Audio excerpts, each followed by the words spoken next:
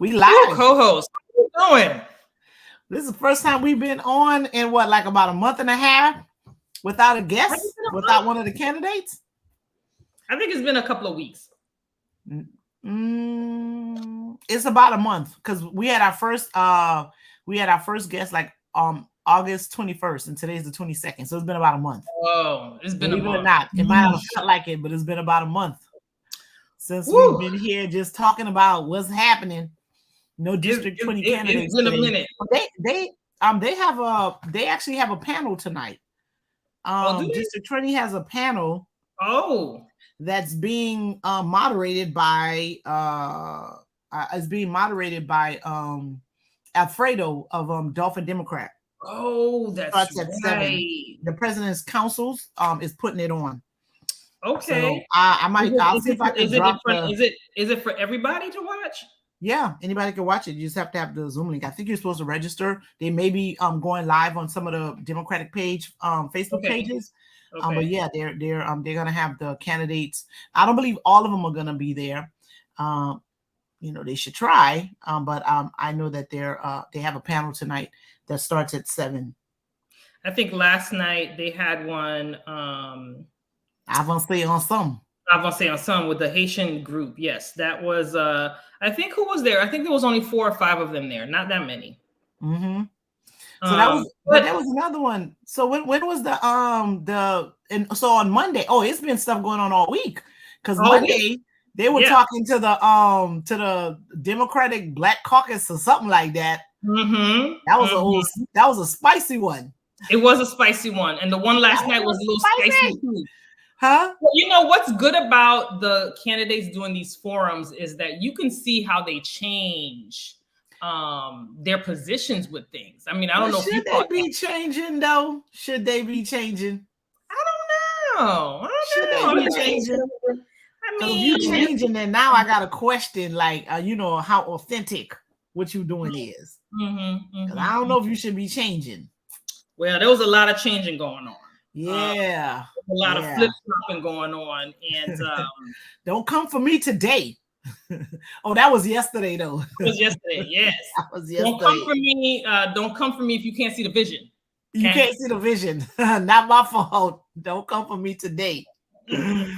Woo, yes. I have to say that there was a lot of changing in terms of platforms. Platforms, they, changed a little bit. 1 minute you're advocating, the next minute you're a lobbyist. 1 minute you're one of your programs is indefinite, and then the next minute is no longer indefinite. It was for a short time. So, I mean, I don't know. It's I don't know. But it's good that people see it. It's good that people are able to see the evolution of a candidate. And do we, I know you said, should they be changing, but can they evolve? Yes, of course. Because sometimes, something may work and then, you may think it's going to work and it turns out that it's not. And then you have to make some sort of adjustment. So those adjustments are understood. Mm-hmm, mm-hmm. So I don't know if those were adjustments, but, I guess we can go with that. So let me give a little bit of this disclaimer since we're back to our regularly scheduled programming. Regularly scheduled program. Oh, hey, Kay. How you doing? Hi, Kay. Hey, Tamiko, how you doing? Our co-host is on. When she's gonna come and join us again soon. We have another co-host that y'all haven't seen in a minute. Yeah, we haven't seen her in a minute. In the group. She's in the comments today. She's in the comments. So just so we are back to where we were thinking with it. If you let me say one more thing before you really get into it. So, okay, if you got a disability, something for the disability corner, go ahead and drop it in the comments so we can talk about it. Sure. So if you want to learn how to participate in the political process as a Black person or Black American, however you want to describe yourselves, but aren't very political, this is the show for you. Because I got to recap. Okay? I'm sorry, I'm adjusting myself. Oh, that's okay. I'm looking old. Talk about all things race and the races, elections, legislation, and keep you all up to date, informed, and give you actionable items to do on your own to help facilitate your political participation.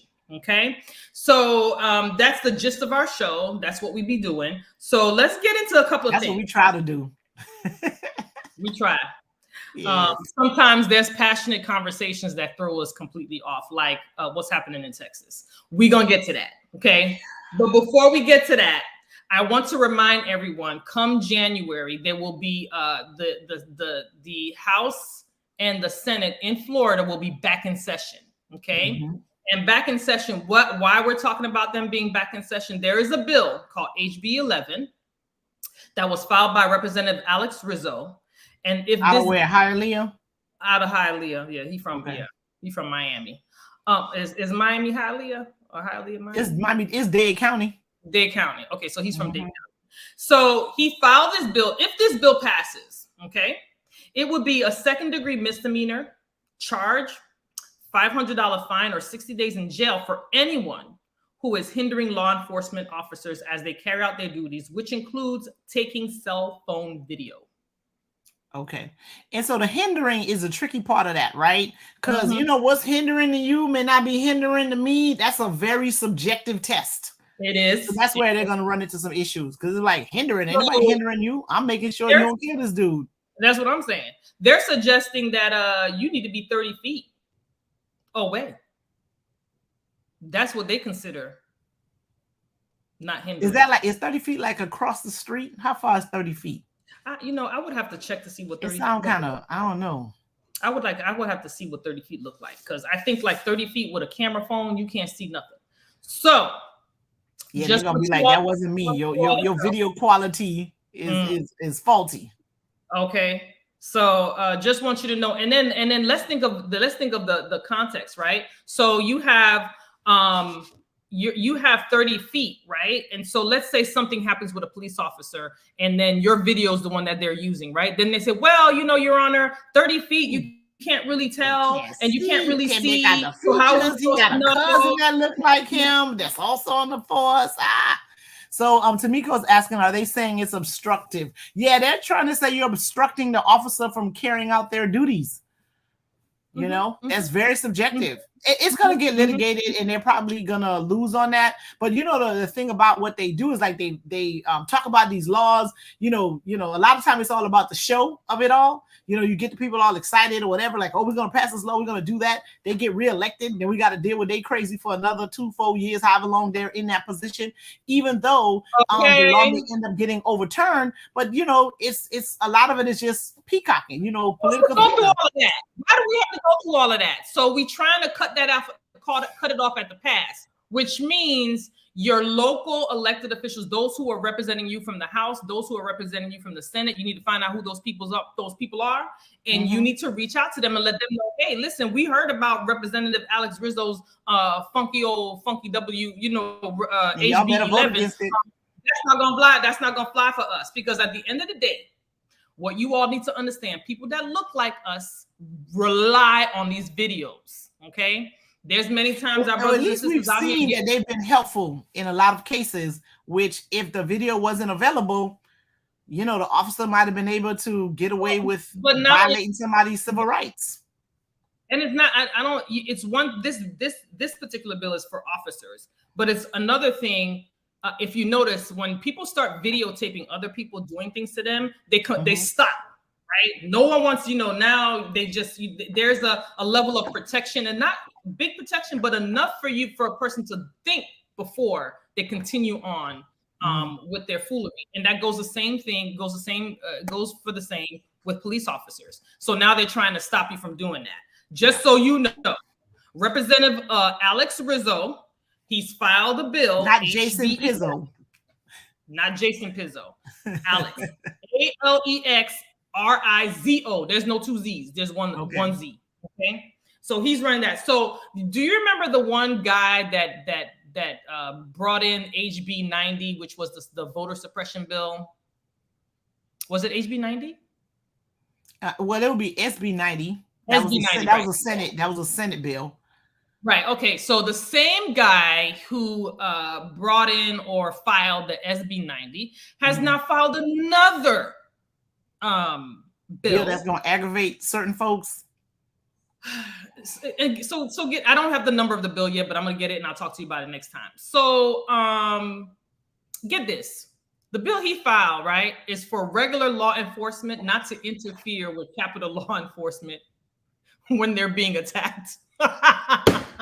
So he's trying to make some laws that's going to affect law enforcement in Washington, D.C., because we don't have no capital law enforcement in Florida. At least I don't know if we do or not. Maybe there's some law enforcement in Tallahassee. That's what you're talking about? Maybe Tallahassee? I think so. The capital, Tallahassee. Well, he's basically saying local law enforcement, he's making the bill that local law enforcement do not interfere with capital law enforcement. The capital, like in D.C. law enforcement? Or like Tallahassee? I think it's capital? here, because it's a Florida bill. Like, so why would they? I don't understand what that means. Like, how are they going to interfere? I don't know. I'm confused. These are the people. This one man. What is his name? Sabanti. What is his last name, sis? Pawandim. Is it? I don't remember his name. It's Sabanti. It's Sabanti. I'm gonna find his name and I'm gonna drop it in the chat. Okay, she's gonna find his name for you because I don't. I'm gonna find his name. I'm gonna find his name and drop it in the chat. Anyway, that moron is basically running amok up in Tallahassee. He got to go. I gotta find out what city, who he represent, and what the dynamics is over there. But he got to go. I think it's somewhere in Dade County. Just so y'all know. Anyway, he filed a bill that Capitol Police is not. The local police can't interfere with Capitol Police or whatever the case is. Bottom line is, I thought Blue Lives Matter. Why? What happened to the Blue Lives Matter? Where them people at? Don't worry, I'll wait. I thought they mattered. Where are they? I'm confused. Okay, but that's what that's who working for you. They matter as long as you're not trying to interview what happened on January the 6th. Somebody, some Bantanini or whatever his name is. Thank you, Amber. I appreciate you, love. Sabatini. Sabatini. I'm gonna put it right on here so everybody can see. Sabatini. That fool, that crap. But I will scale back now because we have bigger issues. Elections matters and elections have consequences, and that's going to lead us into the big issues that we're talking about right now. Yes, ma'am. Okay, so before we get into the Texas thing, because that's the biggest issue we have, let's talk about local things first. So y'all know y'all got a new Surgeon General, right? And y'all know your new Surgeon General is Joseph Ladapo. A Nigerian. Listen, y'all know y'all got a new Surgeon General, right? He said, "Why y'all worried about the mask and COVID? Why y'all worried about being vaccinated?" Okay, co-host, can you tell the people what the new Black Surgeon General of Florida Joseph Ladapo, who has a MD and a PhD from Harvard, right? He's taught at New York University. UCLA, and unfortunately I heard he just got a job at UF. That happened on Monday, so let's see if that lasts. And now he's a person who's saying, like, if your kid got COVID, it's up to the parents on whether or not they the kid could go to school or not. Okay. I absolutely know, I ain't gotta say I believe, I know for a fact that DeSantis handpicked this particular individual because of the things that he was saying. Mind you, he's not an epidemiologist, right? He doesn't deal with viral disease. I think he's like a cardiologist or something like that. And I'm not saying doctors don't know all kind of stuff, but he needs to stay in his lane. Yes, ma'am. Hold on, co-host. Can you please repeat that part where he is not a what now, sis? Epidemiologist. He don't deal with and viruses, the epidemiologist, nothing like that. What they do? Oh, okay. Study diseases, viruses, and all those type of things. He does not do that. And he's a research scientist, but that ain't even what he's researching. Apparently, he wants to he got some money from the National Institute of Health to research disparities in healthcare and health. and I'm like, really? I don't trust you, brother, to worry about what's happening to communities of color. I just kind of do not. Stupidity. And mind you, I mean, this is a child of immigrants. Nonetheless, and let's just be clear, okay? That is strategic on Stop getting pimped, bro. You're gonna end up finding yourself in a whole bunch of problems. Listen, that's strategic on DeSatan's part, okay? I have to be honest. If you was gonna get anybody to be a Surgeon General, it'd be that fool, and I see why. Okay, but let's just be clear. That's Well, strategic on his. I don't know what the man got. He must. I don't know if I want to go ahead so far and call him foolish. I mean, he might be doing. He not might be. He is doing some very foolish things. I don't think he's calculated the risk in what the choice that he's just made by attaching himself to this particular wagon. So we shall see. Because them folks ain't loyal. Listen, Yeah, they ain't loyal at all. Pop off. Trump Dr. people Ladipo is going to be on his own. Okay, so people done lost their jobs. Okay, they lost can't even license, they can't even get, lost their reputation. They can't even get speaking engagements. Lost everything. Messing around with Trump. But okay, if that's the hill you decided to die on, Mr. Who now? What's his name again? Ladipo.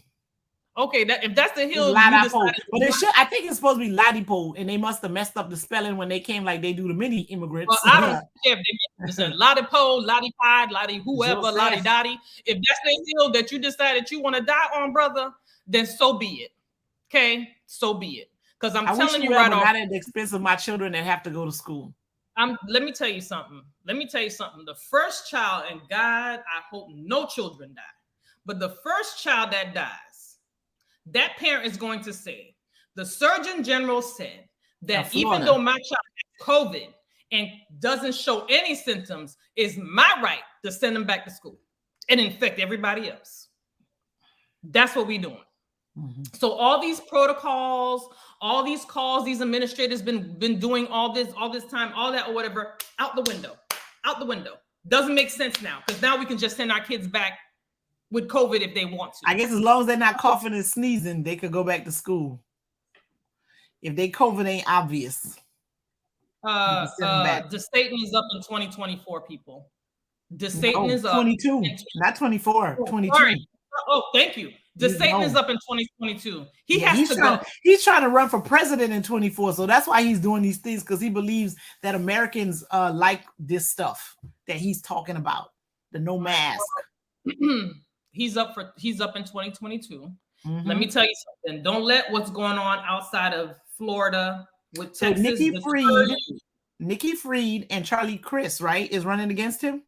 That's right. Okay. That's right. Anybody but DeSatan. Yeah. He has to go. Anybody. I think Charlie Crist should fall back and support Nikki Fried, but if he doesn't want to do that, I still think he would be a better choice than the present governor. All right. So let's switch gears a little bit. And Marco Rubio is also up in 22, and Val Demings is running against him. Yes. Y'all go ahead and support Val Demings, okay? Because she all that bag of $5, $10, $25, send her something. Send her something. Send her a little something. Or at least sign up to volunteer, or tell your friends to support her. You better. She's sending text messages because she needs money. Everything. She on Facebook everywhere. Okay, she got videos. That sister. All right. So listen. Like Amber Danielle says, come on, big consequences, because elections do have consequences. Yeah. 2022, DeSantis got to go. 2022, what's his name? Marco Rubio has to go. Mm-hmm. And then we can set ourselves on some of the House seats and the Senate seats, because I'm telling you, it's not looking so good for us. People really need to pay attention to what it is that these elected officials are doing. Because remember now, you're the one that gave them the voice to go represent your interests in their respective places, right? And it appears though they just kind of went over there and they had their own agenda. And what you wanted or why you sit them there don't matter, right? So if they're, and just like if you're bad at your job, you get fired. Since they're bad at their jobs, they should not get reelected. That's the equivalent of them being fired from being bad at their job. And we really need to do that. Hit the door. Hit it. All right. So switching gears. Yes, ma'am. As you know, Sandra and I both have Haitian heritage. Okay. Our parents are from Haiti. And what is going on at the border is straight up obscene. Okay.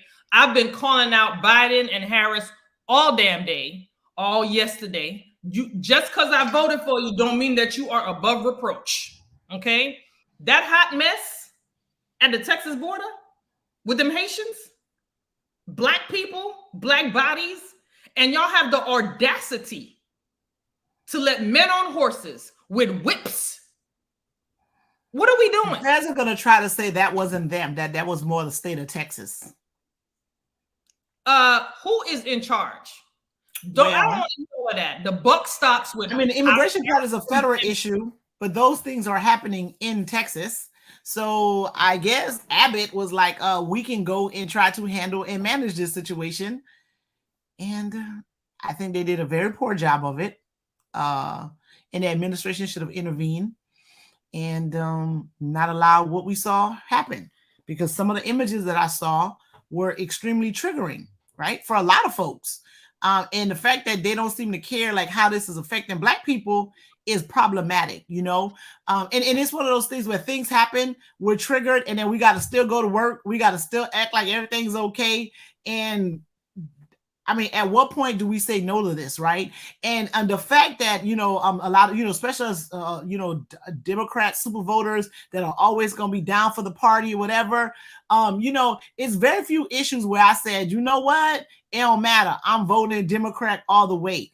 This right here, because of the way it's being handled, and they're using a Trump policy, a very racist Trump policy, to manage this situation in a way that it's never been managed ever before, is a huge problem for me. And then also their silence is a problem, because it was silent for a minute, and then they started talking, and then the talk was like, oh, well, we need to get more information. Well, if you needed to go get more information, that sounds like you shouldn't have been putting people on no plane and sending them back.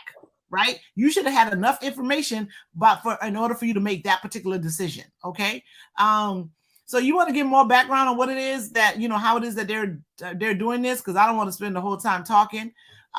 Because instead of them using immigration policies, they're using something that's called Title 42. That's actually a public health issue to justify sending folks back without even having a conversation with them to find out why it is that they came to the border in the first place. And I'm like, this will be Trump them just, in order to enforce or to make it seem as though they had a legal basis to enforce some racist policies and racist intentions that they had, they started making it a public health issue, right? And, you know, like say we know that we're in a pandemic, but where we were in the pandemic during the Trump administration is not where we are during the pandemic right now. We're not in that same place, right? You know, we have like way better testing, quicker testing. We have vaccines. You know, there's a whole lot we know now that they didn't know a year ago or 18 months ago, however long, you know, it was that they started enforcing that. So you can't use that same excuse. You cannot use that same excuse, right? You're supposed to allow these folks to let you know, like, why it is that they're at the border. And some of them may not have a good reason. And if they're just saying, oh, I'm only coming here to work or whatever, but I ain't scared to go back home, then okay, I'm with it. Put them back on the plane and send them back home. But for you to not even assess what it is that made them take that trek, what it is that made them come with their children, what it is that made them put their life on the line and just put people back. And the interesting thing is, like, some of those folks wasn't even living in Haiti. And then here they go, sit back to Haiti, and they probably were living in Brazil for 10 years or Chile for 5 years or Venezuela or even in Mexico. So that part of it is a problem for me. And let's be clear, those people, those Haitian people that went to Chile, Mexico, Brazil, or whatever, they left right after the 2010 earthquake. Many right? of them, yes. Many of them left because the country was inhabitable. Mm-hmm. Let's be honest about what happened now, because remember, you have an assassinated president, you have a whole nother earthquake in another part of the country, because the part that was affected by the earthquake in 2010 still ain't fixed, right? So now you got another part of the country that's all messed up from an earthquake, and then you had a hurricane hit them right after the earthquake. So you sending folks back to that? Okay. But, you know, and I'm all for, you know, refugees or whatever. But, you know, 95,000 Afghanis came into the United States in the last 2 weeks, and they had to provide housing, shelter, food, all types of stuff for them, right? And well, it's not like the it ain't United like there ain't States enough space in America for it ain't like they can't more people. It ain't like they can't do it. So let's not try to do that, okay? And then if you are one of those people that say, well, what about Americans? Americans come first, and this, that, the other, whatever, and stuff like that, or whatever. Listen, let me just make this very, very clear, okay? America is the youngest country. My co-host just reminded me today, the youngest country here, right? But they have caused the most havoc around the globe. And this country is a country of immigrants. This country is a country built. It's a country of ain't nobody who's living here, and they was except like the Native Americans. They were here already. Native Americans were here already, but you can't tell if you look at it. Ain't no such thing as a Native American. There's no native here. There's nobody native. The only people that are native who are from here are the indigenous people. Let's be clear. Native Americans, which if you look at how America's set up, you can't tell, right? So all the folks that are acting like they've been here forever, they are the products of immigrants. So what y'all doing? Okay, so when you want to say, well, what about us first or whatever? Well, think about what we were celebrating the first Native American something that was part of the Biden administration. So this country belonged to them. How is it that we got a first or anything in 2021? Okay, so your little Title 42, President Biden and excuse Vice your little President Title 42 Harris, excuse. Let me just make that ain't working. Excuse. And you showing us who you are. There's a judge by the name of Judge. Well, showing us again who you are. We kind of fell for some okey doke. Sure did. There's a judge by the name of Emmett Sullivan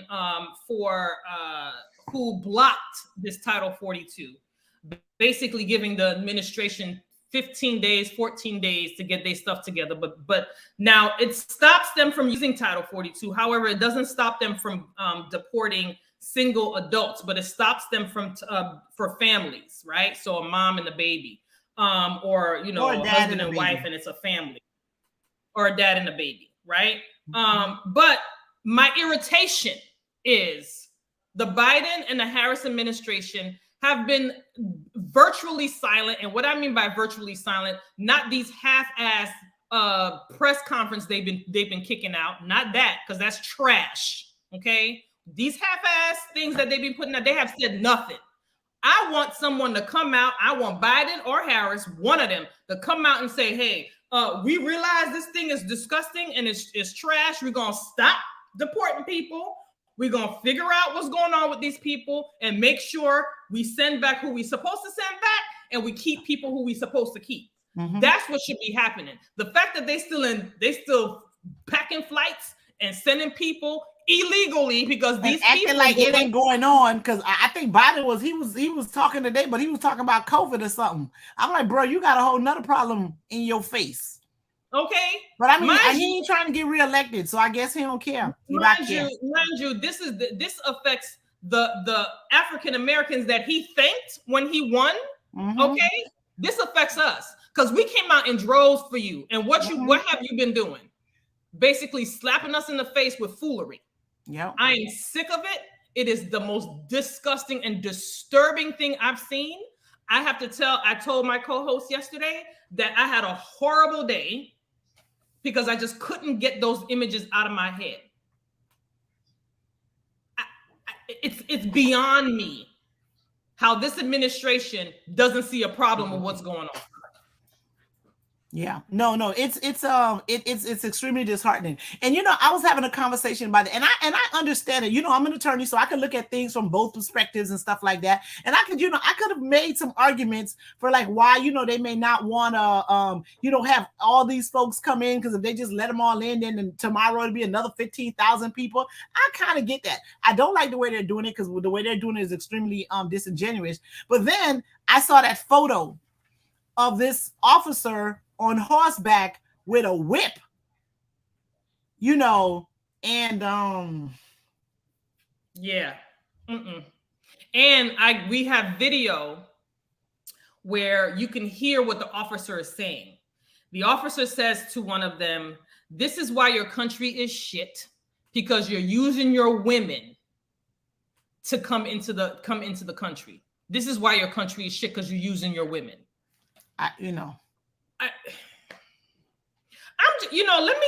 And these are the same people who use their women in this country on a regular goddamn basis. You know, man, we can't get into that. You know, at the end of the day, you know, and I think that picture said so much, right? Because it's like they don't see you, and if they do see you, they don't see you as a human. Because how you on a horse with a whip for, you know, whipping someone that got some things of food, right? Because they had like them styrofoam containers of food in their hands. That's the person you think should get whipped? Like what? Like, how is that mindset okay, right? You know, so it's extremely problematic. Ain't nobody, and I was like, I hope I ain't sound like I'm on some high horse or something like that, you know, whatever. But that's extremely problematic. And that photo spoke so much volumes that this is really not about like, oh, you know, we don't want, you know, America's not inviting refugees and that type of stuff. They just don't want Black people coming in here. Right? Like at the end of the day, you don't want to always, you know, I try not to always make things about race, but you know, because some people are like, why is it always about race? Because you know what? Sometimes it is about race, right? Sometimes it's absolutely about race because you can't be letting one group of refugees in that's like 9 times more than the people that you're saying no can't come in. And America really do got space for like 10,000 more people. They actually do. And if they had, and I've been in an immigration space for like over 20 years, right?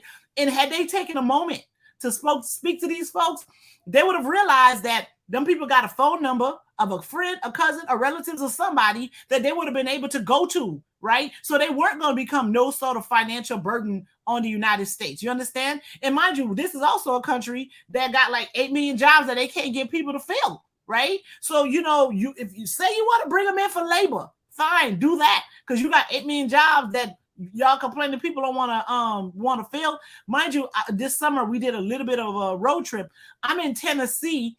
They got signs that says that they are willing to hire 14 and 15-year-olds. So y'all got a whole labor problem here, and this is how you want to treat people who, if they did say they're coming here to work or support their families or do whatever, y'all sound like y'all got some jobs for them. If y'all out here trying to hire 14 and 15-year-olds to go work and they really supposed to be focusing on school, that sounds like middle school, 8th, 9th grade, y'all trying to hire. But you out here treating folks like this. But again, they don't see people of color, right? And they don't see you as human. They surely don't see you. And if they do see you as human, they surely don't see you as an equal, right? Or someone that should be respected. Because if that's the case, ain't nowhere in the world you will be pulling out no whip on somebody that got 2 goddamn plates of food in their hand and something else, because there's no way that person's a threat to you. They're not here to do you any harm. And to put things in context, these people had already made it to the Texas border.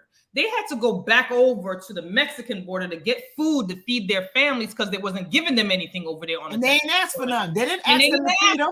They said, no, we're going to wade through this water and go to the other side and get the food ourselves. They wade through the water to bring food for their families, and they're talking when they're being interviewed. They're saying, listen, my family's starving over there. I got to go. I had to make the truck. I had to leave my wife, go over there and pick for the kids and get food or whatever. And that's what you do?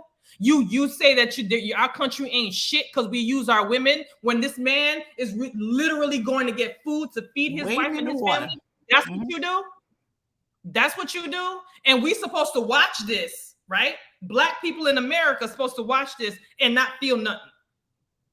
Yeah. And we're supposed to go about our day like everything's okay. Like and the president of the United States doesn't come out and vehemently and say, you know what, this is unacceptable. I'm going to stop everything right now. And I have to reassess the situation. No, you don't do that. You go all around the merry-go-bush and talk about everything except for what's going on in Texas.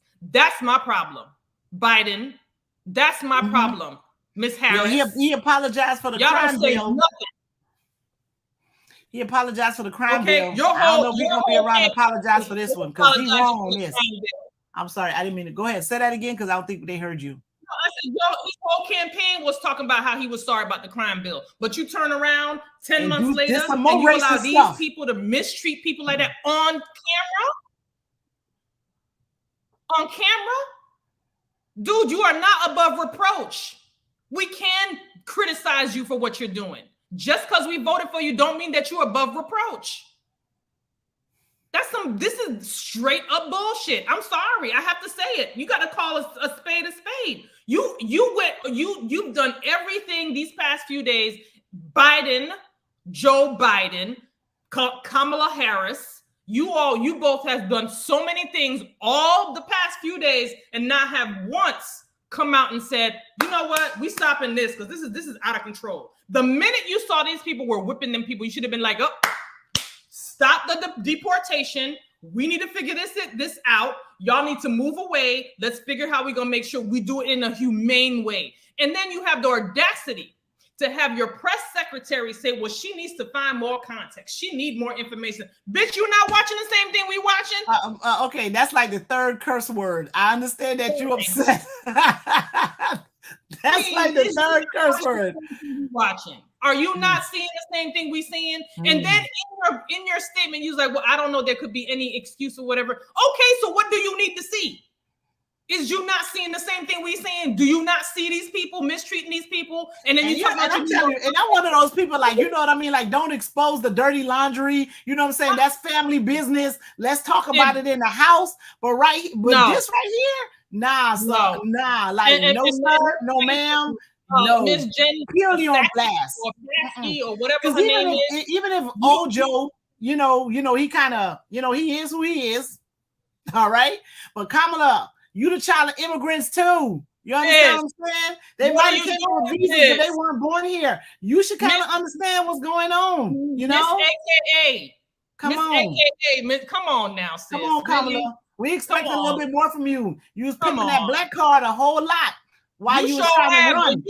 And you was pumping that bad boy when you were running, sis. Okay, you was like hot sauce on your bag swag, like Hillary. You know what I'm saying? You know, you was smoking weed because you part Jamaican. You was using colloquial language trying to get in with the people down. And now we down can hear from you, sis. And you not like you had a different experience than some real black folks. Because if she was not triggered by that image, then girl, you grew up different. Then you just grew up different. Yeah, I'm not putting no levels to blackness, but if a person of color was not triggered by that image of that man on a horse with a friggin' whip, I know you grew up different. And let me go further to say that if you wasn't prepared, Ms. Harris and Mr. Biden, to do a press conference, then you shouldn't have done a press conference with that mediocre goddamn statement. That wasn't even mediocre. That was like, you should have just shut up. I don't understand. If you wasn't ready to handle all that smoke, you shouldn't have had a press conference. Because my thing is, the minute that came out, your press conference should have been like, we stopping the deportation. That person right there, just so y'all know, he is fired. He will never work in law enforcement again. Ever. And the rest of them that was out there, we are talking to the governor. That should have been your and they got some Haitians that's very high up in that administration. I'm like, did y'all ask them one question? Because them folks got relatives, they cousins probably out there too. Okay. You know what I mean? They may not know it. Their cousins probably out there too. So there's some Haitians in that administration that have some real fancy titles, right? That somebody should have been talking to them, you know. And if you weren't talking to them, that sounds like you that's some willful blindness on your part, because you don't really want to know what's going. You don't really want to hear the truth. I'm gonna give them the benefit of the doubt. I'm gonna say that they didn't listen to him and they completely ignored him, or you ain't aggressive enough, sis. Listen, I ain't even gonna call it aggressive. There's a right and a wrong side of certain issues. There's a right and a wrong side to this particular one. And if you were silent on that, don't come talking to me about, your Haitian card is pulled. Like, you don't deserve it. Gone. I lost mine, but for different reasons. But not for this. I won't be losing my Haitian card over nothing like this. This is outrageous. I'm gonna speak Creole for a minute. The White House slide. If you've been given a position of privilege, and you ran on, you talked about the fact that you're Haitian. Your name is Haitian. Everything about you is Haitian, and you see that happen in front, and then you have Miami, getting folks all excited. And you had the audacity to post a video of the vice president saying nothing. Absolutely nothing. A whole lot of nothing. She said a whole lot of nothing, acting like she a bystander, like she's not part of what's going on, as if she's not the boss of the boss of the boss that can make real decisions. You sitting here like you a bystander. Well, I'm just looking, and I fully support an investigation, ma'am. Ma'am, you are the vice president of the United Investigating States. what? By the time y'all this investigation you talking about, them people gonna be gone, and that is not how this is supposed to work. Okay, Absolutely that is not how this is supposed to work. Those people should be heard, you know, and if they don't have a claim, send them back. I'm not mad at nobody ending up back home, right? Like if that's where they got to end up going, I'm okay with that. It's just that the fact that you're not even exercising the process that's lawful. You're not even using a lawful process. You're making excuses to go send people back without them having to hear them, because you know why? You don't want to hear what they gotta say. You don't want to hear what they gotta say because you know what they gotta. You know what their country look like. You know how trash the place is right now. In certain instances, there's some people that are doing fine, but again, the country had a president assassinated in July. They had an earthquake in August, and they had a storm that hit them in August. So there's a lot of problems over there. Y'all don't want to hear that. So because you know if you hear it, you ain't got no other choice but to let them in and have their day in court. But no, so you're gonna just be like, now we ain't even gonna get to that part. This is that procedural part of like the law that gets real tricky, because people always think it's about substance, right? It's not always about the substance of it. It's about the procedural part. So they're using these procedural like Jedi mind tricks on folk, so they don't even have to get to the substance of what's really happening. Well, I mean, you have an immigration policy, you have an immigration legislation, right? You're not even using that. Nope, you're using even getting there. You're using something that was implemented from the former administration. If you don't know, he got rid of that Title 42 when he came into office. He got rid of that Title 42. But all of a sudden, specifically, he brought that back for this group. For this group, 95,000 Afghanis might have had COVID too. I just want you all to put things in perspective. Just because you voted for someone doesn't mean that you cannot criticize them and you cannot hold them accountable. You took it away when you came and you became president. Now you reinstituted it because you wanted to deal with the Haitian people that way. But then you have 95,000 Afghans. So tell me why. What's the reason? This ain't got nothing to do with race. Come on. Who you going to tell that to? And let me tell you something. Maybe he believes Haiti's an asshole country too. The 95,000 Afghans that are coming, they're well with it. I'm for that. I'm okay with that. That's not my problem. My problem is you reinstituted Title 42 the minute that you had 10,000 Haitian immigrants at the Texas border. Why, President Biden? Why? You tell us why. Mm-hmm. That's what we want to know. You can't do that and think that we're not going to say nothing. Okay, you can't take our votes and think that we're not gonna come for you when you do something wrong, because we don't have no loyalty to Democrats or Republicans. Sister girl Kamala, if you think this is gonna help you in 24, you're mistaken. You're sadly mistaken. Very much so. Somebody need to tell her. If y'all know, come tell her. If she thinks how the way she's handling Haitians on the Texas border is gonna help her, you in 24. Sister, you got it all wrong. Because let me tell, somebody need to tell Kamala this right here, right?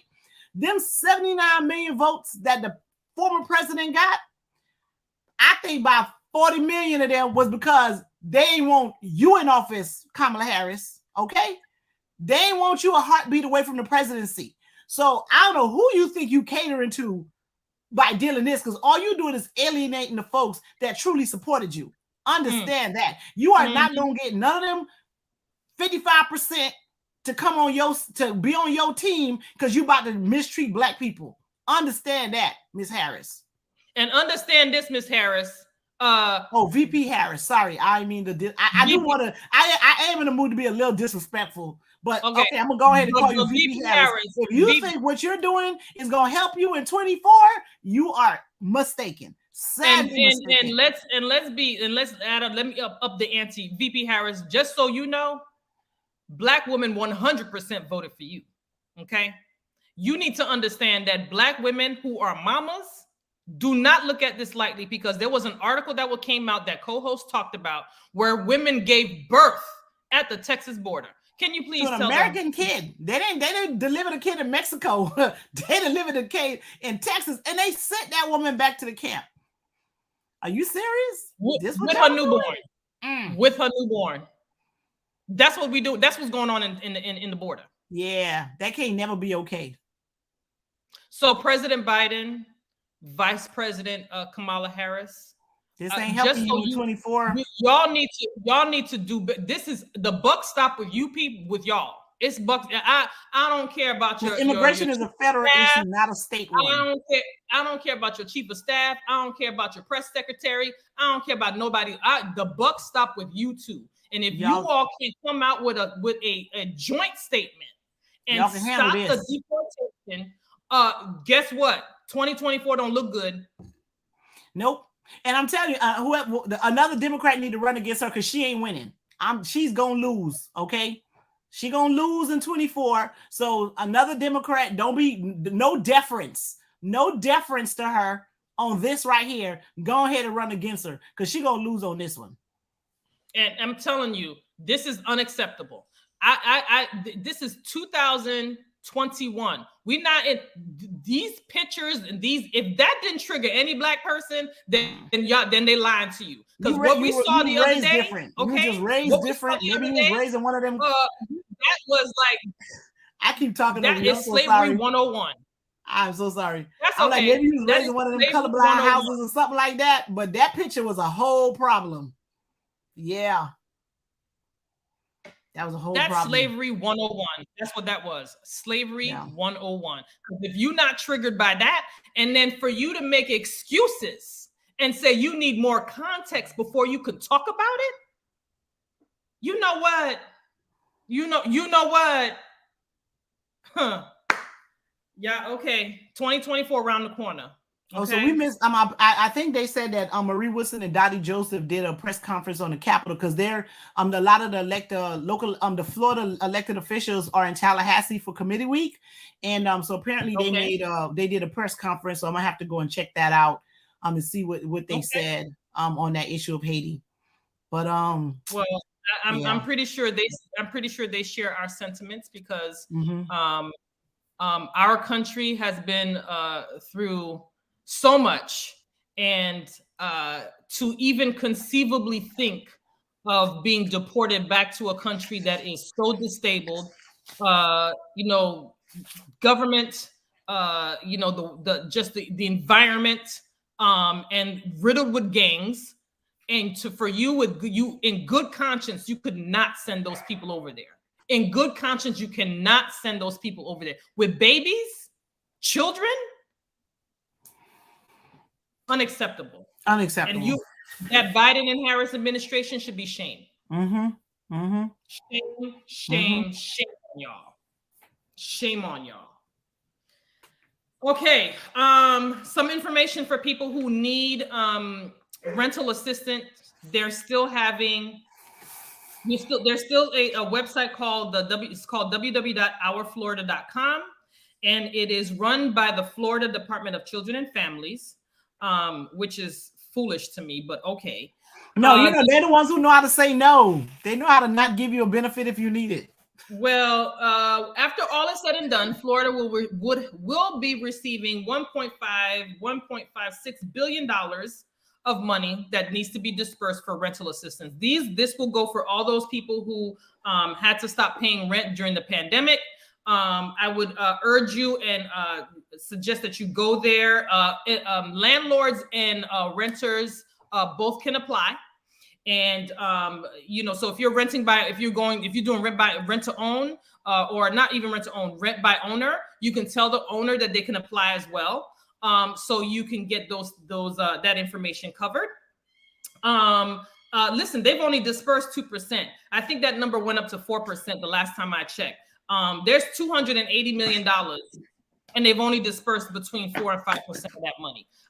Y'all need to go ahead and go apply, and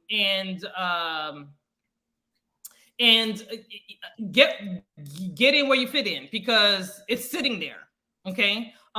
Children and families do like to say no, but listen, we all know that everybody needs some rental assistance. We all know that there were people who haven't been paying rent for months. Okay, so please take advantage. It is www.ourflorida.com. I'm going to go ahead and put in that website there. If you haven't paid your rent, or if you're behind, or if you need that rental assistance, if you're trying to, I think even if you're trying to find a new place to stay, I believe that they can help you with that. So I would behoove you all to please reach out and go to this website here and apply. I say go, do it fast and do it quickly. That money's sitting there. Don't let them get away with that money sitting there. Go on and get your money. It's a whole lot of money. They only gave away 4% of like $1.56 billion. Come on, man. There's a lot of money there. Nothing. And it's I think it's up to 12 months. Up to 12 months. Okay.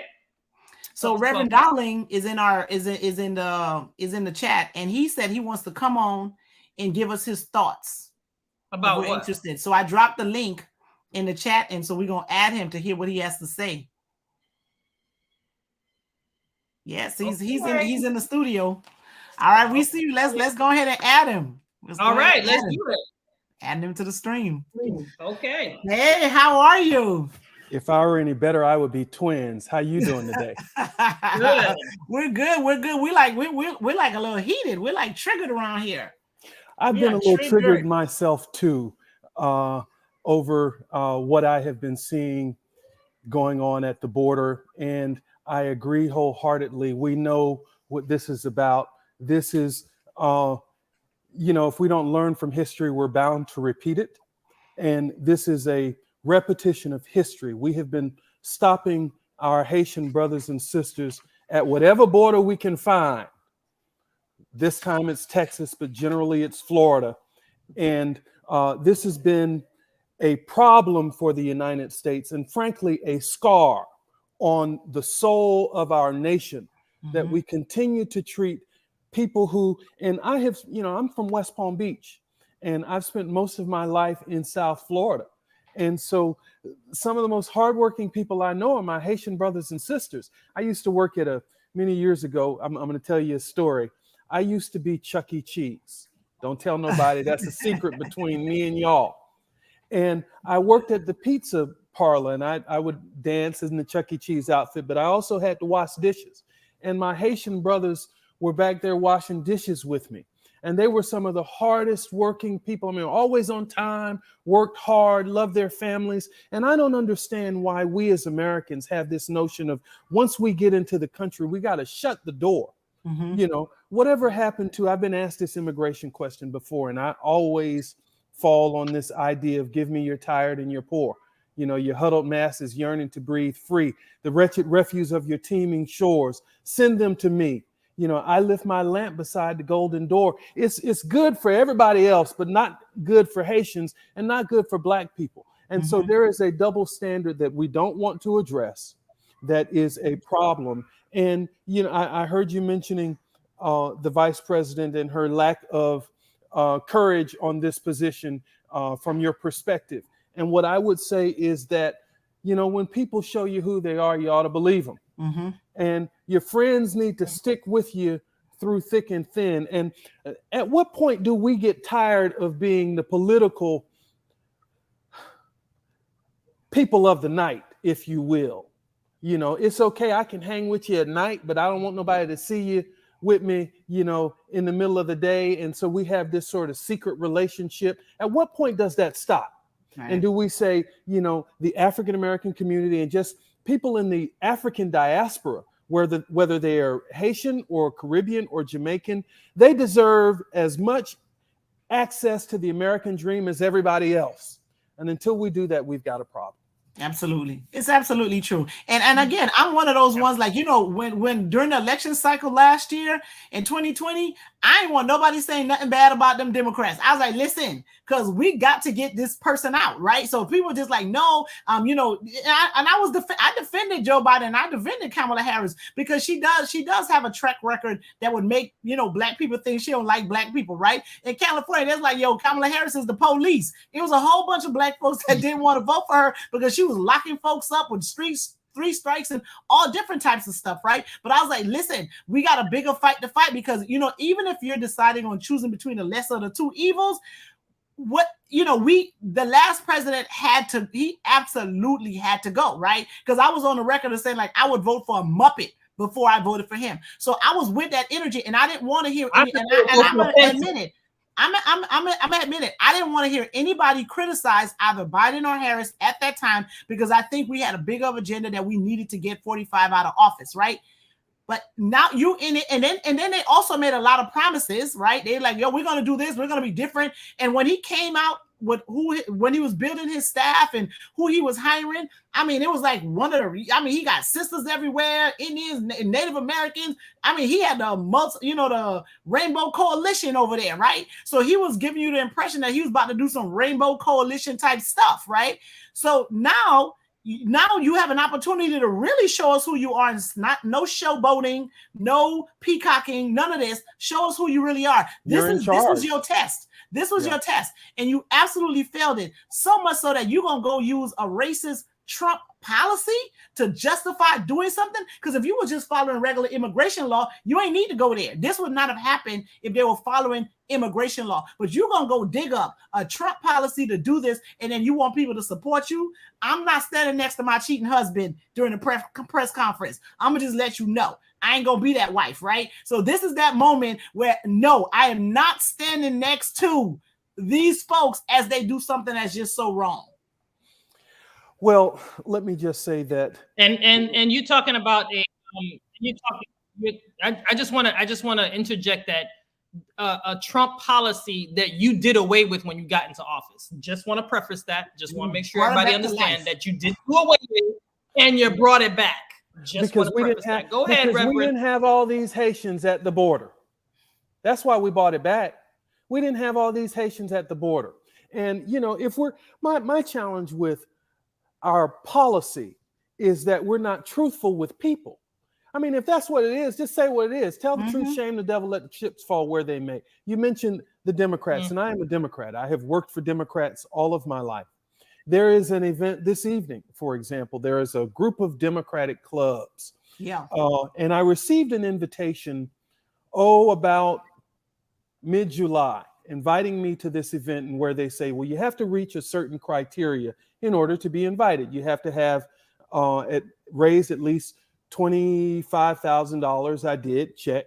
You had to give money to your own campaign or loan to your own campaign. I did, check. You had to have at least 100 individual contributions. I had like 147. I did, check. So all of these sort of you have tos, right? And I realize, I'm looking at my calendar, that this thing is today.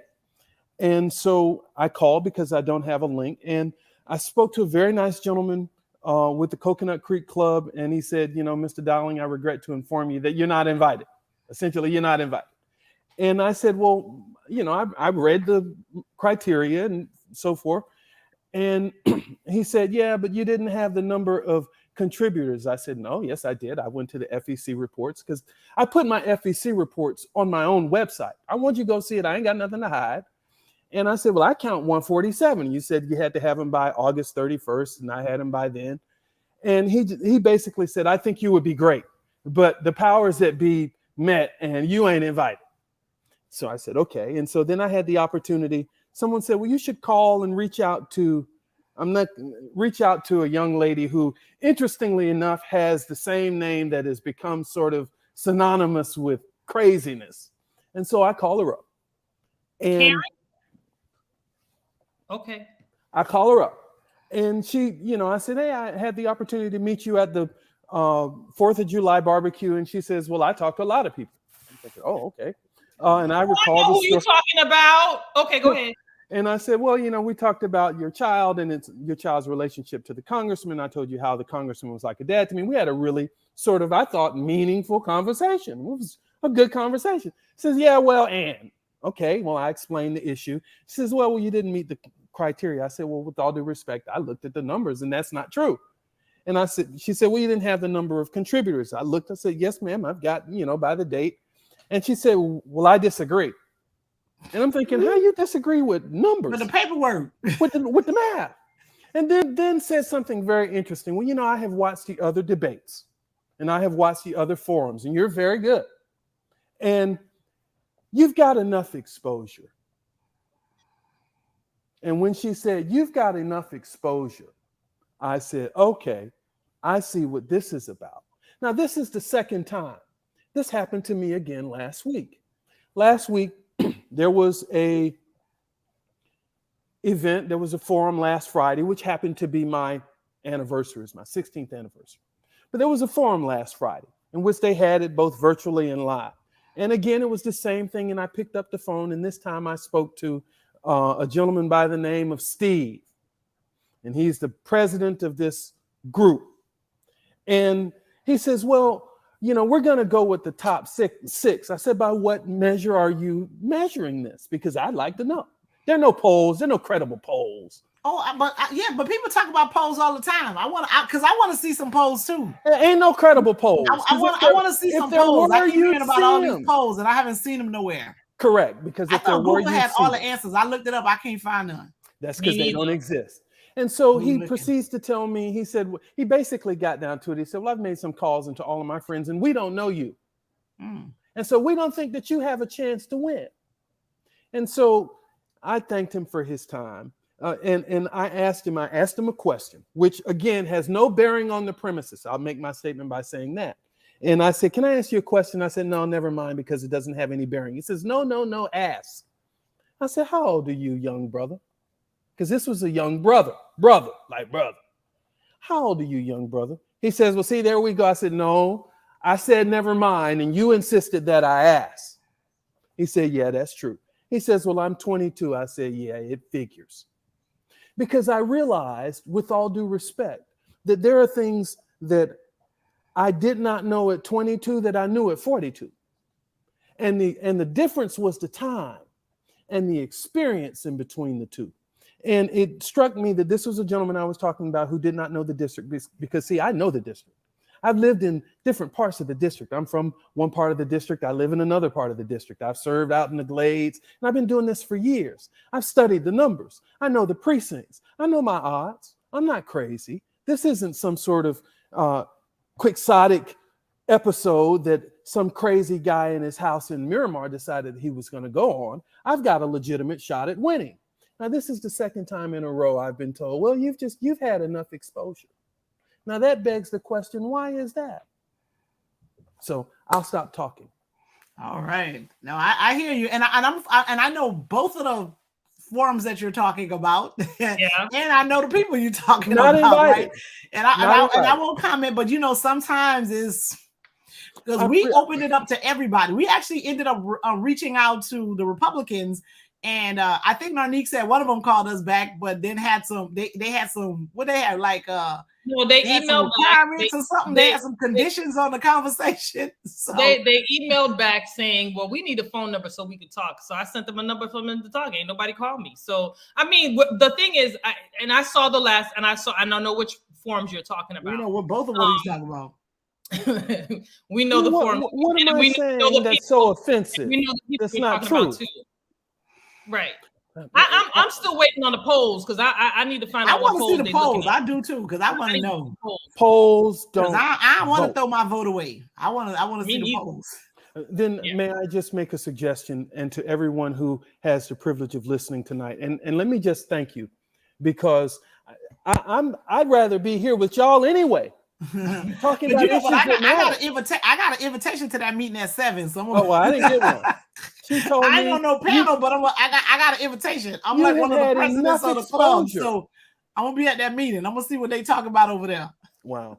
Well, I just want to thank you for the opportunity to share my perspective on a whole host of issues. And what I will say to you is this: I'm going to show up when I'm a member of Congress. If the good Lord willing and the creeks don't rise, I'm going to show up just like this to your shows and to your community events. I want to be that activist congressman, you know, somebody that has a regular presence. And so when you have a question about what's going on with Haitian policy, you should be able to call me.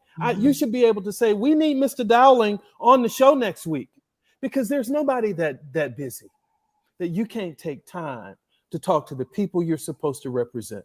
Yeah. So what you have as my promise is to always do that. And to always be, no matter how painful it is, to be honest and truthful with you, to tell you the truth, not lie. Because I said, woo, I sat on a. That was like he's like that was one of them church moves right there. I'm going because I experienced something today that I suspect is going to be in the news tomorrow. I was like, can you hear me? And it's breaking. And so I can either continue with this conversation, I can stop, depending on where you want me to go. You got some breaking news?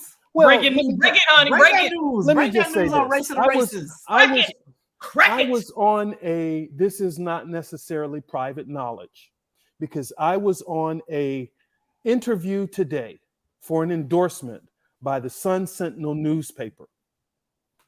And on this interview, they did 2 series, one with current or past elected officials and those with people who have not been in elected office, including myself.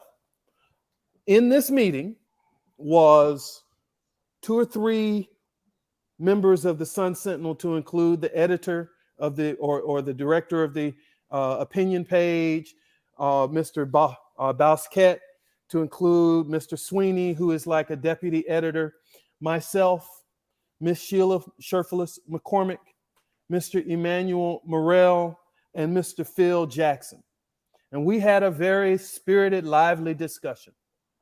And in the middle of this discussion, which, you know, Miss McCormick called me illiterate. She said I couldn't read. I mean, it was crazy, you know. And I'm sitting in this is my background. This is like, you know, this is the Florida Book Award. That's right. I thought you was like a Pulitzer Prize nominee. This is the Florida Book Award. That's the Martin Luther King Award for Leadership Excellence, the Community Service Award. I was just about to say, didn't you write a whole book? A whole book? Nominated for a Pulitzer Prize, won 6 international awards this year alone. Not a whole book, 2 books.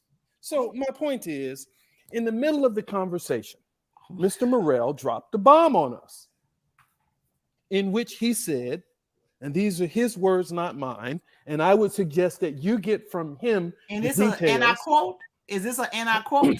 And I quote. Yeah, this is, you gonna paraphrase or you gonna quote? No, I'm gonna quote.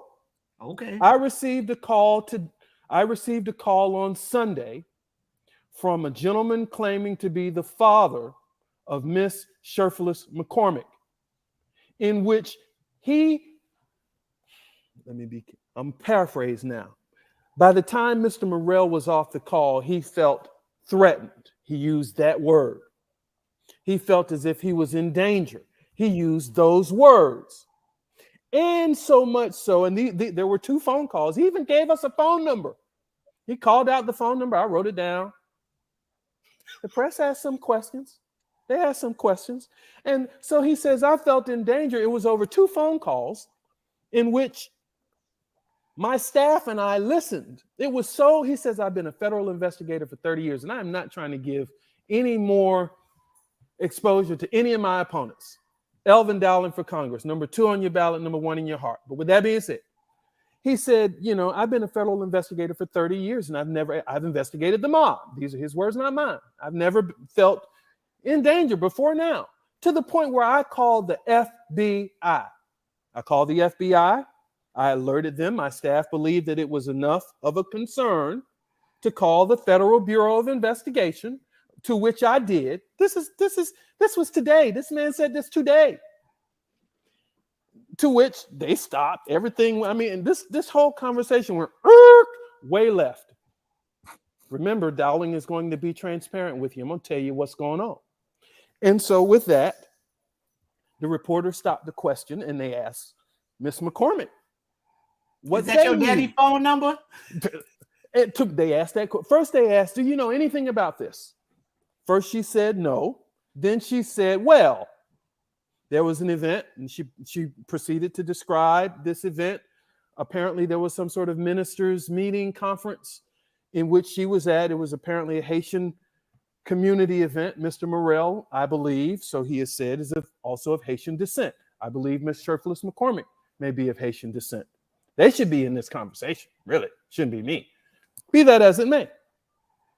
There was this meeting of ministers, from what I recall today, Ms. McCormick saying, in which she encouraged them to sort of vote as a block or sort of support one candidate. And the intimation, I'm very circumspect with my words, the intimation was that this could be possible, that he got this call. And then they asked the question, well, do you recognize the number? To which she said no. Then she said, well, can't make this stuff up. and then proceeded to say, well, I've got a number of phone numbers with my campaign, and it sounds like the nomenclature that's used in my campaign numbers, but I will have to check. And that was my response. I shook my head like this. I put my hand over my mouth because, these colors don't run. And so when, I have taken my fair share, and I have given my fair share of give and take, to a point where I have been told, this Miss Sherfless McCormick said in a forum, that I am afraid of Black women. Now, one of my greatest mentors was Commissioner Maud Ford Lee. May she rest in peace. Are you scared of your mama? Ain't your mama a Black woman? woman? I am scared of my mama. I'm still scared of my mama to this day. I'm scared of my wife. My wife is from the Dominican Republic. She considers herself Black. I consider her Black too. And so, I took sort of umbrage to that, but I didn't say anything. But it was, you're scared of, you have something against strong Black women. No, I don't. What I have a thing for is telling the truth, of not just making stuff up, just talking loud and saying nothing. And there seems to be a sort of thing in this race where some of the elected officials, they just say stuff that doesn't have bearing in truth. There was an event the other night, I think you may have been on it, where I said at the end of the day, because this man keeps saying that Alcee Hastings endorsed him. Oh, it was there. We were there. What is an endorsement? Sandra and I were we were there. What is an endorsement? An endorsement, because these have legal and ethical implications to them. Congressman Hastings was a friend of mine. I knew Alcee Hastings. Dale Holness is no Alcee Hastings. And he never said a mumbling word in writing about who he wanted to succeed him, other than this. Now, I'm not going to read it for you. Read it for yourself. But I'll summarize it. He says, as I reach my time on this earth comes to an end, I'm glad that people like my friend Elvin Dowling will pick up the baton and run the race for such a time as this. His name on it, in writing. But do you call that an endorsement? Well, I could give you a 2-page letter that Alcee Hastings wrote about me, word for word, for what he said about my character, about my commitment, about what I have done for the people of this district. In fact, while y'all talking, I'll find it and send it to you, because I don't have anything to hide. I call that an endorsement. Mm-hmm. Or you can go on to when I gave the eulogy for Maud Ford Lee at her funeral, the first African-American woman to be a county commissioner in Palm Beach County. I gave the eulogy in 2019. Alcee Hastings was there. And it's a couple of things I remembered about that event, because it was very emotional for me. I cried like a baby when Commissioner Lee died. I really did. And so it was difficult giving this eulogy, right? And so I'm sitting up there and I remember a couple of things. I remember a baby crying, but I remember Alcee Hastings slumped over his chair and he sat up. I started out in song and I sang a song, and he sat to the edge of his chair and he never sat back. And then he got up and he spoke. And he said, Elvin Dowling was a mentee of mine, and I'm glad that I had a role in his development. And you're going to see how he shows you how we can be better people, essentially. It's on my Facebook page. I'm not making this stuff up. So are you saying that Alcee Hastings endorsed you?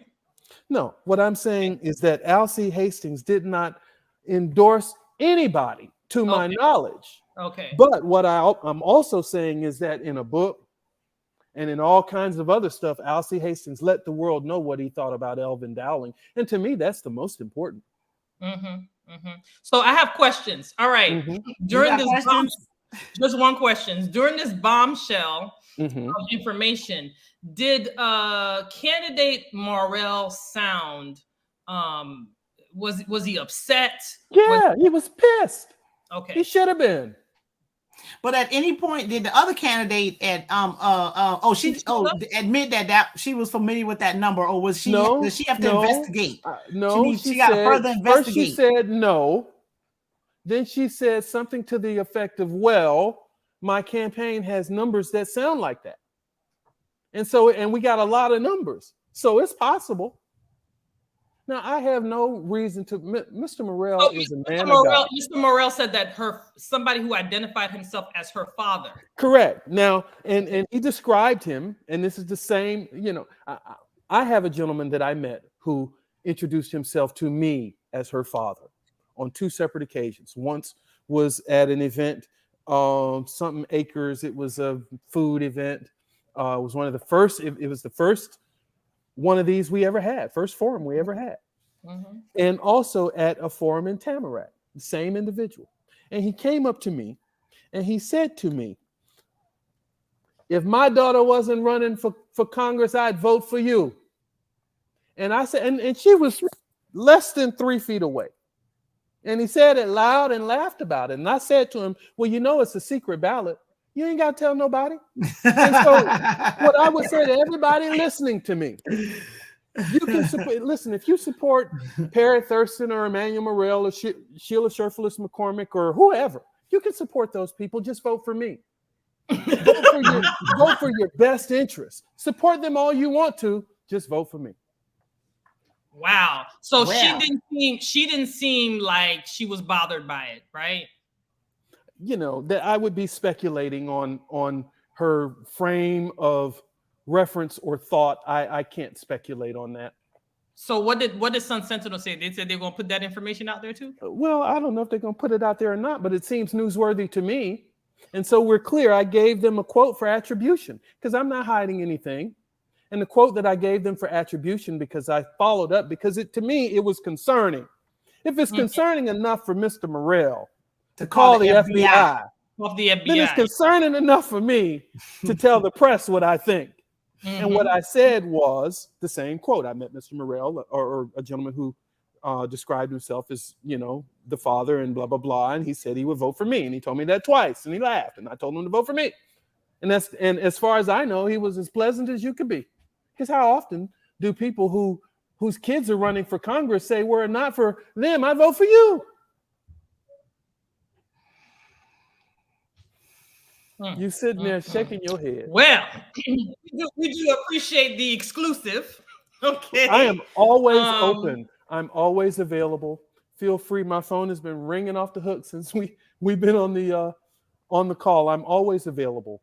And let me just say that feel free to always call on me.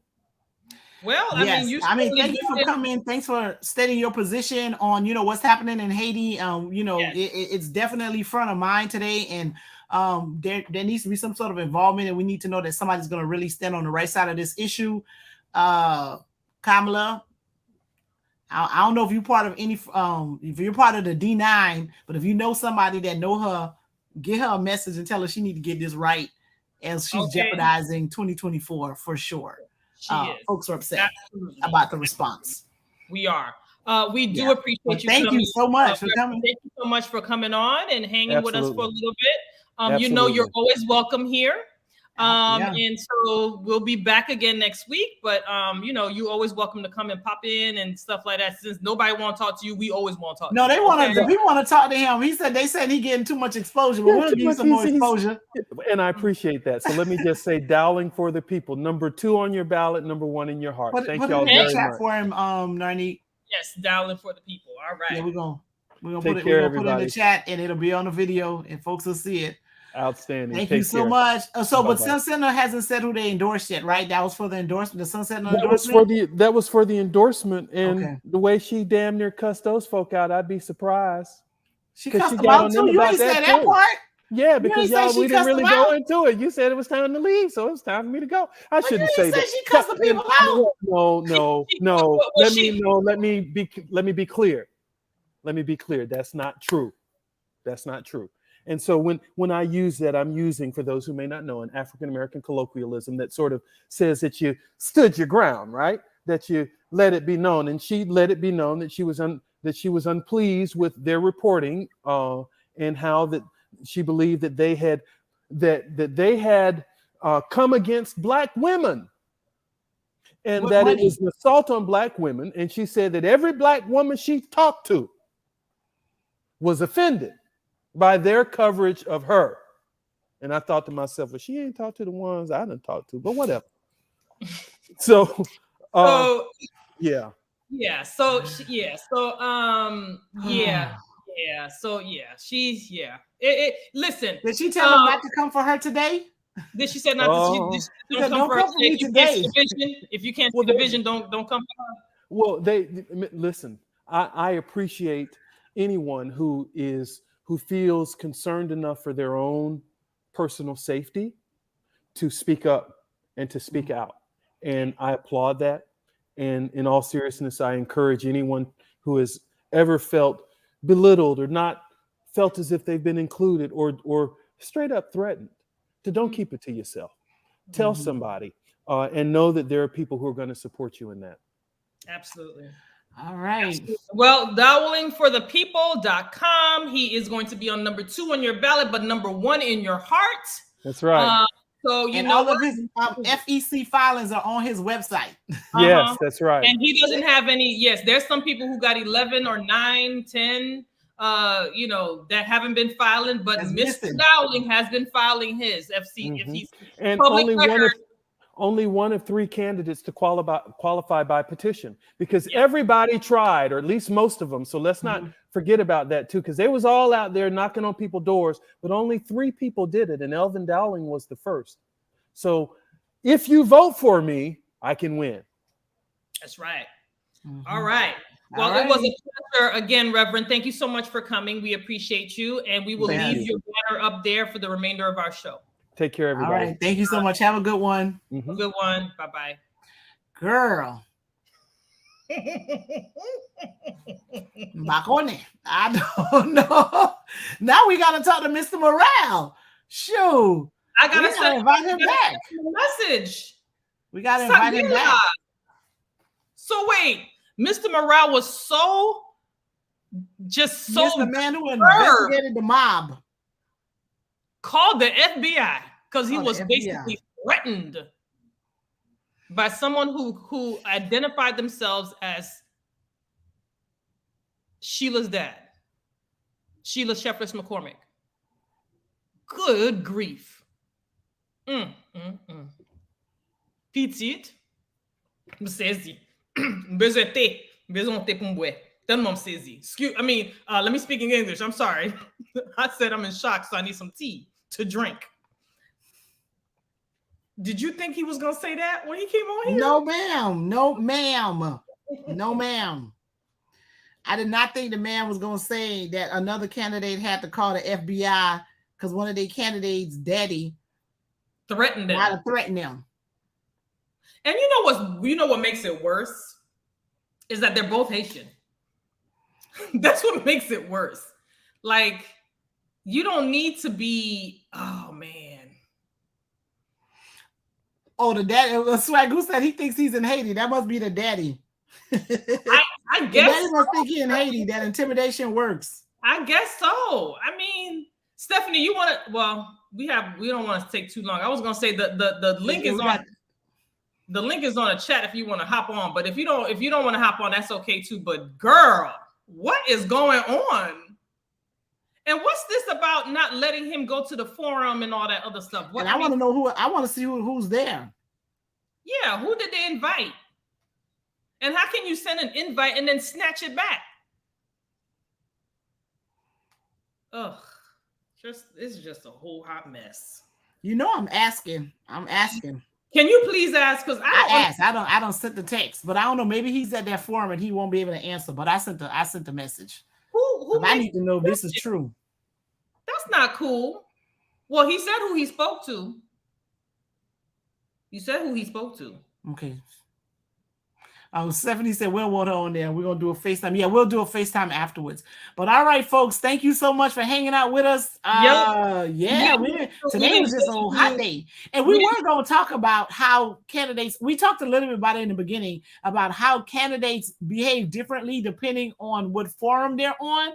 And I had I wanted to just kind of put it out there because the forum on Monday, which was put on by the Democratic Black Caucus or the Black Caucus Democrat, that's what it is, Democratic Black Caucus or something? Yeah, the Democratic Black Caucus. Forum got extremely spicy. Yes, it did. Mean, like it was like, yo, it was like real. And I was wondering, I want to know why they were disrespectful for the form of color, the form of with the people of color. Who? What do you mean? You know, because to me, because I've seen a lot of the forums and people were on their best behavior. When they were in other spaces, and I want to know like why it is that they didn't feel that they should be on their best behavior in this space too. Because we don't seen enough. I mean, I don't know, not never enough, because it's always something to see. But we've seen many of them, and I don't remember people misbehaving that way. I think that was some bad behavior. It was bad behavior. They were straight disrespectful to each other. Straight disrespectful. Yeah. So yeah, I don't know what that was, and not only were they like that on this one, and then on the one with the Haitian group, the Haitian candidate was the one that was being rude. Like, what we doing? We got to have some behavior around here. But okay. Yeah. Anyway, that was a nice exclusive, bomb drop. I mean, it wasn't nice because what's happening is not cool. But I just confirmed Mr. Morale said yes, he did have to contact the FBI. Oh, well, we're gonna have to tell Mr. Morale he's gonna have to come on the show next week. Yeah, we want to have a conversation with him. So that is true, folks. He did have to reach out to the FBI. Yeah. So inappropriate. Don't let Red Broward catch on to that, child. Find out what's going on, because Red Broward be quick to get that on there, honey. Candidates, if y'all can't just run on your own merits, and you can't have family members and friends calling intimidation, threatening them. That just don't look right. It's not a good look for you. It's not a good look. It's not helpful. I feel like if you're strong in what you're doing, you should just be able to do your thing. Yep. Like that's just that sounds like somebody who's desperate. The desperation. Because that just smells and I think it's going to get even more contested as we get closer to the primaries on November the 2nd. I think it's going to get, because now, and this is the part, it's that final stretch. That's where you're going to start seeing people's true character. Is the final stretch, because that pressure's on. They've already invested all this time, this money, and all of this kind of stuff. They really, really want it. And now, like when you under all that pressure, stress, anxiety, then the truth, you go to your comfortable place, right? And you're gonna start. I think this is when we really get to see the true character of a lot of the candidates. Your comfortable place is threatening. Some people comfortable place is not a good place for most folks, I guess. Oh, so Morale said we could tell him when and he will be here. He's willing to come back and speak to us. So he said, you tell me when and I'll be there. Okay, well. So we're gonna have him back on. We're gonna have him on. We can have him back on. I would like to have him sooner rather than later, but all right. So we'll set it up, schedule it, and we'll do it. We'll just figure out a good time, and then y'all gonna start seeing us again, because I'm sure somebody, once Mr. Rell speak his piece, I suspect that other candidate will come and explain. Well, should come and explain herself, right? Yeah, I think she should. But if by that time she'll find out if that number is she should know. This happened today, so she should know by if we get to speak to Mr. Morale tomorrow. I would have called her number and see my daddy answered. Okay, because we don't know people's phone numbers no more. But if they said that's my daddy phone number, I'd be like, "Yo, daddy, what you out here doing in these streets?" She said no at first, and then she had to say, "Well," because it might be because it's familiar. You know why? Because this is Sun Sentinel. You can't jump and say no, and then because that's all they do is be in your business. They're gonna do a reverse lookup on that number and find out who it belongs to. Because that man said the number on the interview. And Elvin Down said he wrote it down. He wrote it down. Eddie Boots. Yeah, this is not how y'all. Yeah, I mean, yeah, they should not. This is not. That's not a No, good look. That's not a good look. not All a right, good so look. we're gonna wrap up. Listen, don't forget, I know. people. Remember that you have the Our Florida that is providing providing rental assistance. You can get up to 12 months of rental assistance. That goes for landlords and renters. I really want to push this because they've only spent just a small percentage of $280 million that they've already received, and then until when it's all said and done, they'll have a total of $1.56 billion. So please, if you need rental assistance, make sure that you all go on there and apply. All right. Remember HB 11, the session starts in January. Don't forget, HB 11 is coming up. So by Representative Alex Rizzo, we've been talking about it. I want you guys to do some research. These are your actionable items. Look up this Alex Rizzo. Look at this bill that he's talking about, and make sure you call your representative to be on point where that is concerned. Okay, those are your actionable items for this week. If you like what we have, our content, please share and subscribe on YouTube. Please share and join our page on Facebook. And Kay said to check our text messages. Yeah, we'll check the text. It says something about who's going to be at the show tonight. Tonight. Oh, okay. So apparently the one that's going to be on the panel tonight is Bobby DeBose, Gator Nation. Perry Thurston, I think he's a Cane. Sheila, she went to HU. That's a Bison. I think they do something like this. That's Bison. And Barbara Sharif, I think she went to Jackson Nursing School. I'm not sure what the thing is. And Dale Holness. I don't know where he went to college. So who is it? Brown College. He's from BC. He's a Seahawk. What's up? Okay, so is Bobby, Dale, Sheila, Barbara, and Perry. Bobby, Perry, Sheila, Barbara, and Dale. Oh, so they just picking those they think are the top fives. Yeah, that's what it looked like to me. Maybe they got the most money too.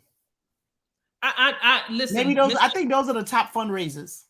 But Dowling said that he met all the criteria. No, so that's 25,000. These people's in the hundreds of thousands. Yeah, but that's not what they said. They said you had to do more than 25,000 at a certain time. You can't win that race on no $25,000. You think you can win that race on maybe he has more now, but he had. I'm just saying he met the criteria, and then they gave him the invitation and they took it back. Yes, and I mean you probably might have had 147 people. They might have all donated $5. That ain't enough. Yeah, they're like, nope. So that's who they got. 5 people. Well, I got the link for that meeting. Thank you. So we're gonna. Well, you need to send it to me. Thank you. We're gonna set up the time. Yes, we are for Mr. Morrell. Thank you, Kay. Thank you, Kay, for the information. We appreciate you, love. Thank you so much. Thank you so much. Yes. So we're being Morrell, right?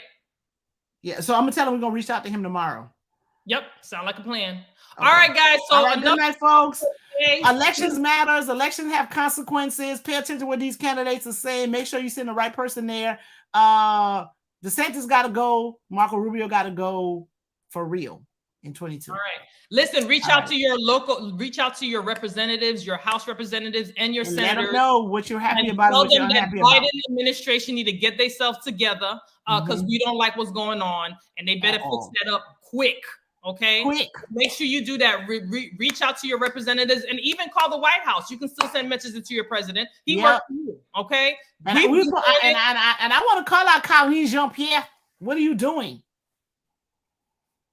Miss what are you doing? Jen Paskey, who works for the vice president. Press secretary, deputy press secretary. What are you doing? What are you doing, sis? What are you doing, sis? All right. We going to that meeting that they didn't invite Elvin to. Okay, well, but we invited him here. You're welcome anytime, sir. Okay. Have a good night, y'all.